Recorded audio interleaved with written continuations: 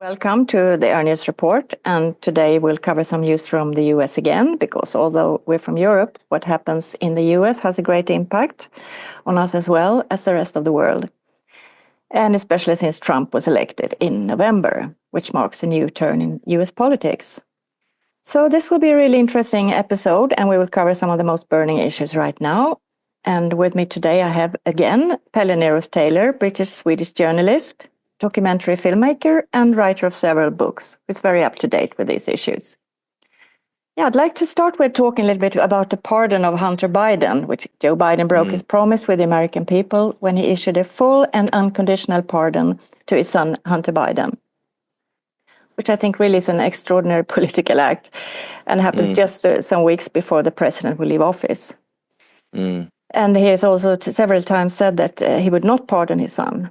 And this month, Hunter was due to be sentenced for 3 gun and tax felonies, for which he faced a total of 42 years in prison and $1.35 million in fines. So what do you think about this, Pelle? What are the reactions? Well, my own instinctive feeling about it is actually, I know people who've had addiction problems. I'm not as critical of that. I think that there is quite a close relationship between Hunter Biden and his father, and I think that there's a genuine care there. And some conservative commentator said, leave it alone.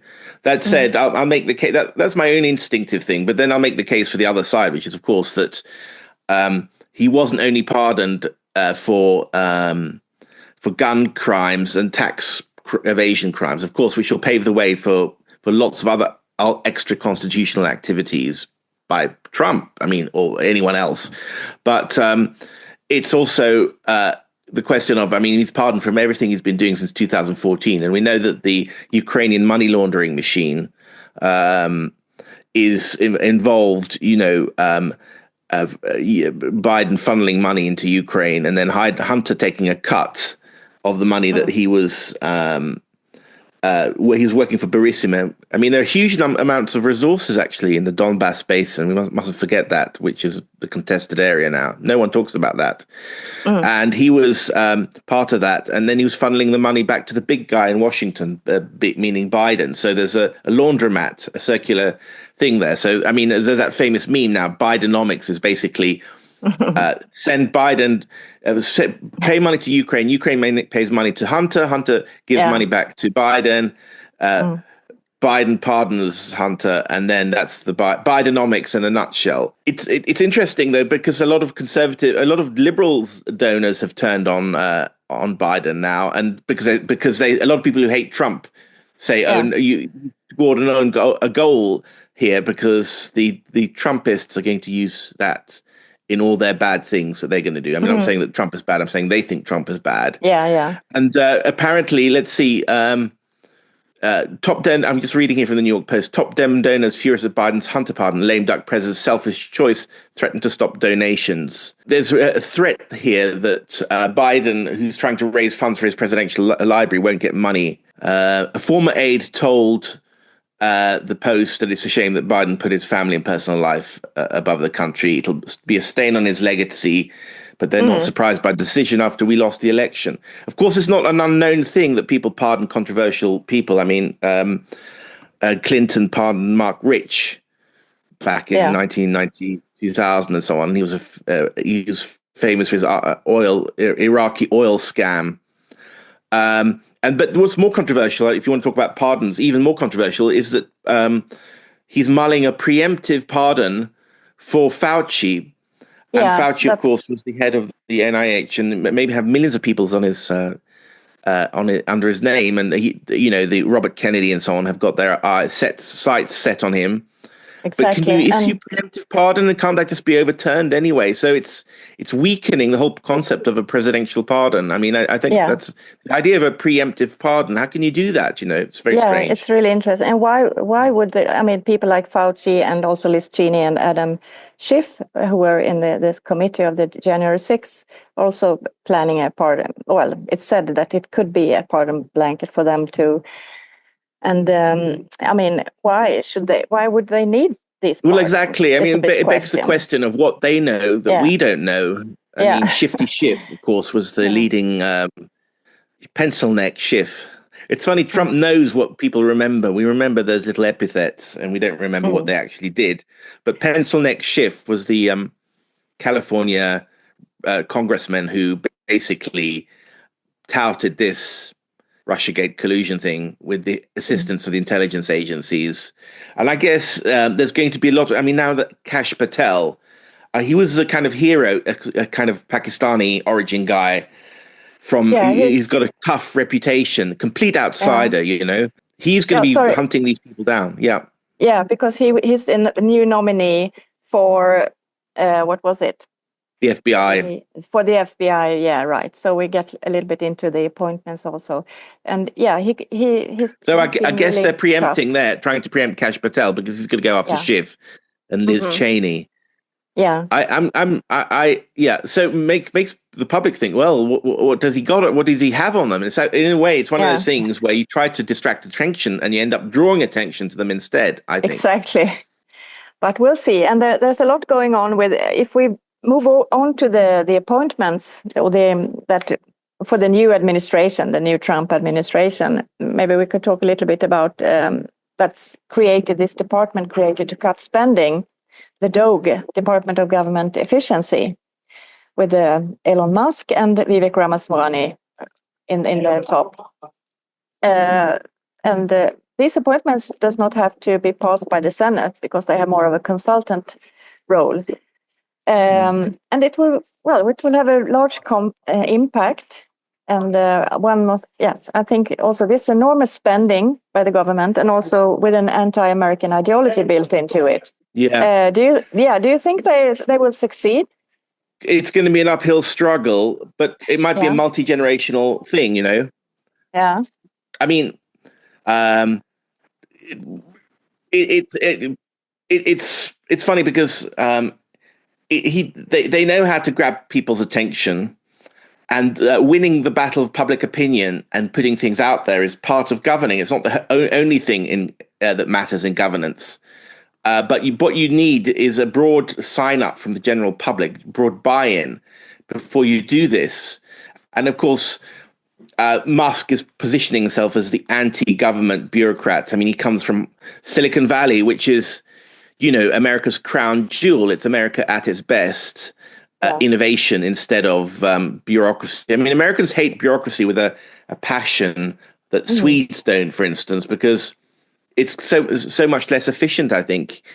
In a way, the Swedes have been duped by their relatively efficient bureaucracy, and maybe you've got far too much of it. But American bureaucracy is not only expensive; it's really hated.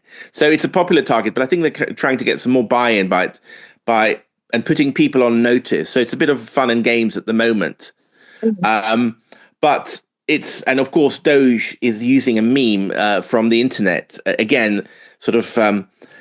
Very much on the concept of Silicon Valley's sort of anti-hierarchical, groundbreaking, slightly insubordinate approach towards power, is that they're using a sort of they're using a meme that that's been going viral. And I think that Trump, I mean, a lot of people have been saying about Musk that he's being autistic, whatever he is. He's been hanging around Trump far too much and making a fool of himself.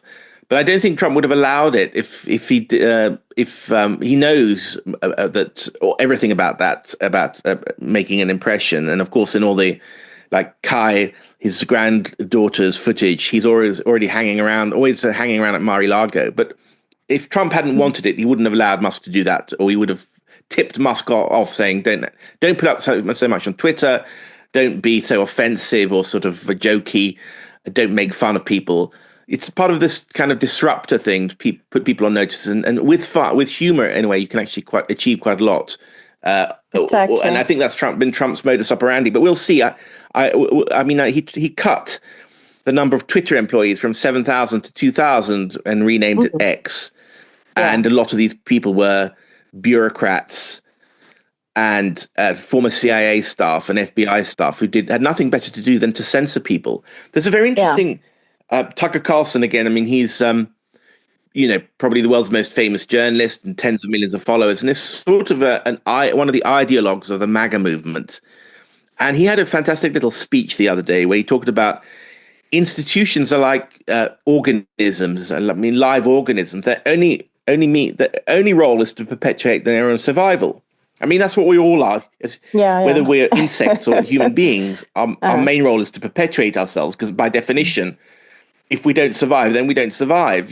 So we are all survival machines, but institutions are also survival machines, and they care more about their own means for survival. And that goes both for the institutions and the people who work within them, and to expand than to do good for other people. And so that's why, I think that's why we've got all these CIA actions around the world. It's not necessarily driven by a coherent idea of how to further America's interest in the world. It's simply they have to have something to do with $100 billion budget, or let's do a coup in this country or something, Yeah, and the institutions have a tendency to grow and grow and grow. I mean, right. The government, the institutions. I'm afraid to say, with the sort of feminization of our workplace, you have a lot of women in a lot of these things, and they have other interests and other focuses, like having families and so on, very important things. And they sit there and they don't do very much, I mean, they don't work 16 hours a day like our Chinese and Indian competitors do. That's why, I mean, we in the West, we're living at the end of a golden era. I think that's what it comes down to, and we're gonna have to shape up in some way. It's kind of connected to the woke thing as well. I mean, sorry. Yeah, it is, because that's, I think, what Trump's administration wants to get out from. I mean, all these woke people who continues their ideology, their work. Doing these things, like the universities, which allows pro-Hamas demonstrations and all this, and the trans ideology and all these things. That's something that, if you don't change these institutions, it will go on. There are a lot of parallels with Sweden also, that if you don't change these institutions, the same thing will go on happening. It's very, very hard to make real changes. And it's not productive. I mean, no, it doesn't add anything to society, and we're under huge pressure in the West from the whole world. They've got our technology; they're better than us in many ways, smarter than us, and they work very long hours for low wages. And here we are. It's an indulgence to have diversity coordinators, and exactly. And I was down in Germany last week, and it's the same thing there. Everyone who votes for the Green Party, they're all these. People who jump on their bicycles, and they're in their 30s, and they go to these civil servant jobs, and they totally have no real life experience and really earning money or having a proper job. They just go straight fantasy world. It's like a fantasy world. But let's go over to the Europe politics. You've already mentioned that Germany is almost suicidal with the deindustrialization. And the French government has fallen, and it's a lot of things happening. Could you talk a little bit about? Well, I can say, I mean, I was down in Berlin, and I mean, it looks like Sweden for adults. That's what I usually say. I mean, it's big. The Germans are big and tall, and kind of, they have a propulsion that the Swedes don't have. It's amazing when you come back to Scandinavia. People are so much softer and kind of beta male. Germans are, and the trains coming into the platforms, one a minute and so on. You feel that you're still in Europe's superpower, and Berlin. There's a lot of new construction there. But I mean, the figures don't lie. And I was only in the central parts of Berlin. And I talked to economists and historians, and read the headlines. I mean, Bosch and Volkswagen is firing people. Bosch is firing people. Meyer Werft, which is a big company, is firing people. Tyson is firing thousands of people. And Germany is going to abolish combustion engine cars by 2035. I mean, what country commits suicide by banning its own product? And it's all in the name of greenery. But I mean, even if Germany abolished the combustion engine and did everything right, it's only going to reduce global emissions by 1%, and that's assuming that you believe in climate change being caused by being man-made, right? But climate change is happening. The question of whether it's man-made is still up in the air, I guess. But even if even in the Germans' own calculations, it only reduces carbon by 1%. So I think they've been really stupid. I mean, sometimes for rational, organized, disciplined people, they make some astonishingly stupid decisions. And it's because it's this card of the Green Party, I would say, and everyone who votes for them, but not them, but not only this, most perfectly encapsulated in them. They're young, they have doctorates in philosophy. Baerbock, the foreign minister, she knows nothing. I mean, she really is incredibly stupid. And so what I was told was that the German and industry, which needs the Chinese market, which the Germans are busy alienating under pressure from the Americans. And Baerbock went to lecture the Chinese a couple of days ago, and they didn't even meet her on the plane. So there's a viral video where she walks down the German Lufthansa government plane like a little girl, because she is like a little girl, quite thin and so on. And there's no one there to meet her, and she walks off. It's an incredible.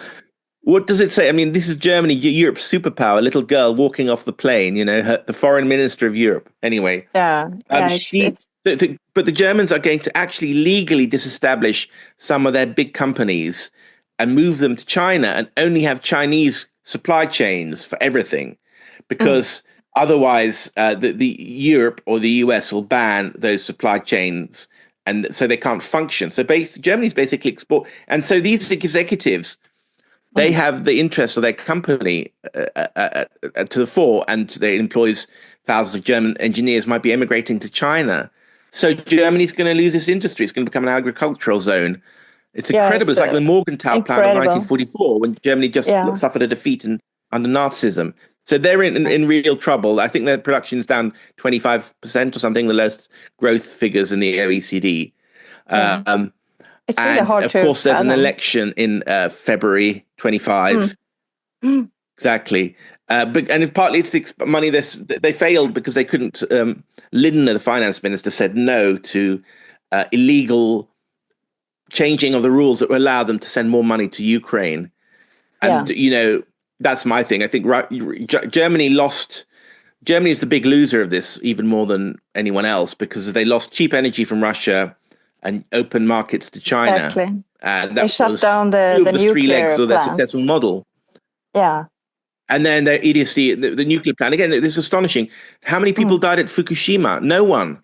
I mean, there were thousands or tens of thousands of people who died at the tsunami, but the tsunami hit the Fukushima power plant, but nobody died from that radiation. It's incredible when you dive into it.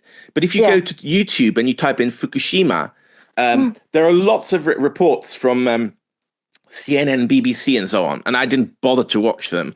But I mean, they all like the disaster of Fukushima, how Fukushima changed the world forever. And I guess maybe if you watch it, you'll find out that they don't actually state death tolls, because there were no death tolls, but they're doing it for clicks. I mean, journalists are so fantastically irresponsible by telling lies that guide the public and telling lies that guide even leaders, So it was a terrible own goal there for Germany, because nuclear power is climate friendly, Yeah, it is. So there are ideologues that have ruined Germany. Importing coal energy from East Europe, which is dirty.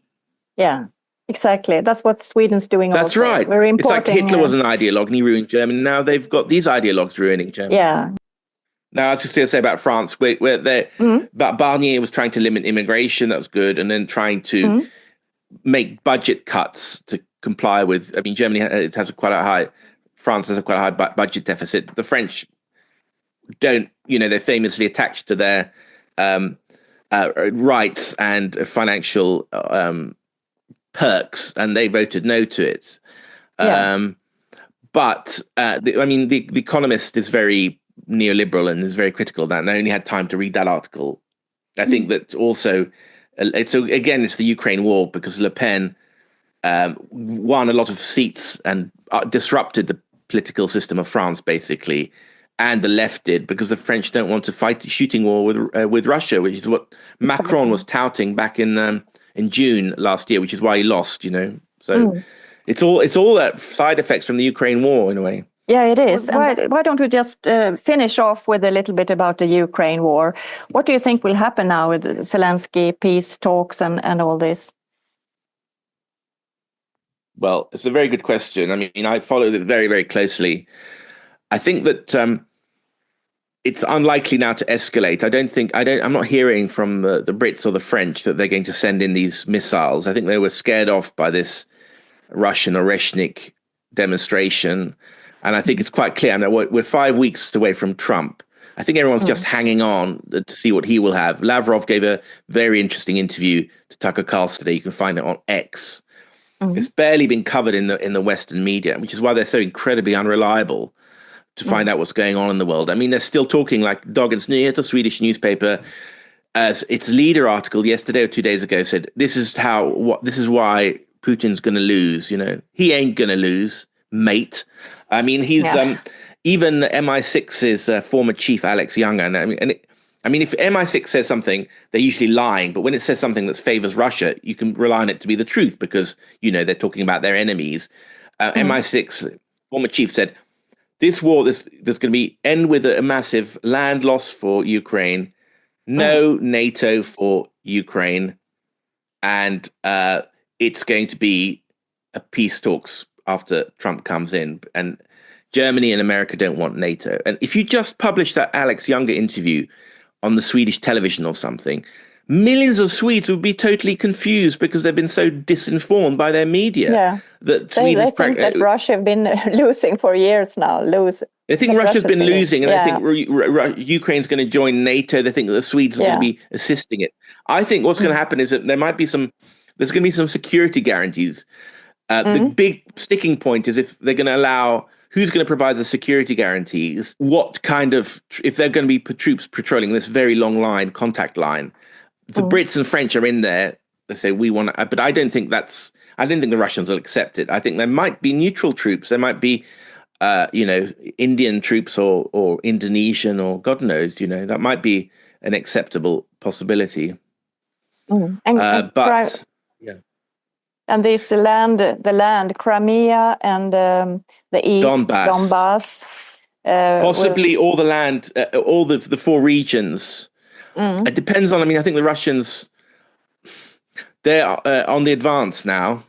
Again, that's something you barely read in the Western media. Ukraine has hardly any troops left, partly because, and they refuse to mobilize their 18 to 25s. Can you believe it? The Americans said, you have to mobilize your 18-year-olds.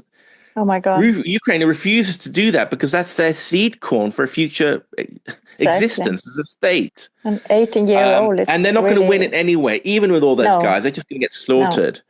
So, but anyway, I think that the Russians are making advances. I think that they're going to want to win that Donbass. I don't think they're going to go for Odessa or Kharkov, and maybe not even the whole Kherson province. Although, the Dnieper River, which cuts Ukraine in half, is a kind of, I don't know, easy to understand border between East and West Ukraine. So maybe the Russians... Crimea? That's always going to be Russian. No question about it. And Russians. But as I said, these are the pro-Russian, Russian-speaking areas, and they need not have joined... The Russians always said, we listened to the Lavrov interview very closely, and after 2014, there was going to be a government of national unity after the coup. And then there were going to be an election which the pro-Russian president was set to lose. They would have had a pro-Ukrainian president. And there would have been no divided country. The Ukrainians could have kept even Crimea if they'd respected Russia's security interests and allowed the East Ukrainians to speak their language and speak their culture, use their culture, as you can in many countries, like divided countries. It's like Czechoslovakia. Czechs and Slovaks are different but related people. But they were so eager. Why? Because I think the West wanted to push against Russia as much as possible. It wasn't about coexistence and allowing each nation to have their rights. Right. And so they weaponized the most aggressive part of the Ukrainian population, the nationalists. It's always a different story. There are always two sides, okay? And maybe if you just watch the pro-Russian side, of course it's from a Russian perspective, but it's certainly not the MI6 version of the truth that's the truth. Absolutely not. And we're suffering because we have a media that's totally infiltrated by NATO and intelligence agencies, and the political class that might be compromised, and a rather stupid population. The Indian intelligence, the Japanese, they know everything. All the clever people, securocrats in Brazil, Mexico, Japan, Indonesia, they know all the things I've told you. the people who don't know it are our stupid public sitting there with their beers, watching the soap opera and then the news. They despise us. They say, "You're idiots. You don't know how the world functions. We looked up to you because you were the West. Now you're just pathetic," you know? So really, it will be very interesting to follow what happens, but it's hard to be very optimistic about the future of Europe. Yeah, I know. We're the lunch. We're on people's menu now, I think, unfortunately. I don't know what to do, actually, you know, because it's tough. But we're not. I don't think we have a good political class. We've lived through the good times. We could afford, in a way, to promote bad politicians and give lots of people who are not qualified good jobs. And we're going to have to work much harder for our living now, I think. Exactly. It's going to be harder. That's for sure. But the best thing is to be informed, and that's why we're doing this today. So I'm really happy to have you, Pelle, today again, and it's been a really good episode. And I hope to have you again soon. Okay, take care and enjoy Brazil. You too. Thank you so much. Bye-bye. Bye.